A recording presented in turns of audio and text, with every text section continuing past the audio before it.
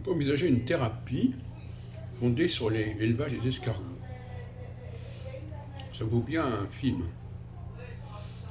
Parce qu'un film, on est passif, avec les escargots, on est actif.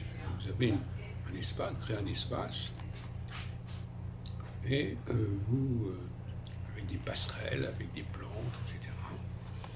Et vous mettez une quinzaine d'escargots que vous pouvez avoir trouvés dans un square, dans un parc. C'est pas tellement compliqué, surtout après la pluie. Et là, vous les voyez bouger pendant un quart d'heure. Et vous pouvez même modifier leur parcours, vous mettez une brindille par-ci, une petite branche par-là. Et donc c'est un petit jeu très amusant. Et je crois que c'est meilleur finalement que d'aller voir un film.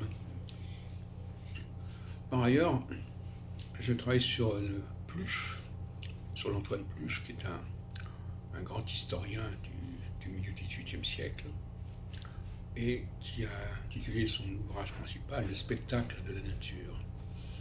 Et je pense qu'effectivement, l'anthropologue, l'anthropo-cosmologue, doit regarder la nature comme un spectacle. Il doit comprendre ce qui s'y joue. Avant d'aller vers le cosmos, il faut déjà regarder ce qui est devant nos yeux, sous nos yeux. Et le cosmos aussi, c'est sous nos yeux, parce que le cosmos, le seul qui nous concerne, c'est celui que nous voyons.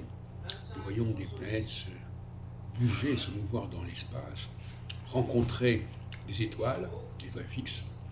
Et c'est toute l'astrologie est dans cette combinatoire planète-étoile, qui passe par l'interface d'ailleurs des cycles, des axes équinoxiaux et solsticiaux, des axes des saisons. Donc, oui, le spectacle, voilà, nous devons regarder ce qui se passe devant, sous nos yeux, et des choses qui se répètent, qui se combinent, et qui sont récurrentes. Et il faut partir de ce bagage d'observation, de ce spectacle, pour faire de l'astrologie sérieusement. Il faut déjà avoir un bagage, avant de faire de l'astrologie, il faut déjà avoir regardé le monde, et l'astrologie, au sens du rapport avec le cosmos, c'est une façon de valider ce que nous avons observé au niveau des structures, des clivages, et aussi au niveau de la durée des mandats, au niveau du nombre.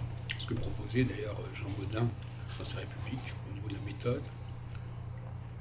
Il disait qu'il faut déboucher sur des chiffres, il faut déboucher sur des nombres. Et le nombre, c'est l'interface entre le spectacle de la nature, le spectacle de la société et l'étude du ciel.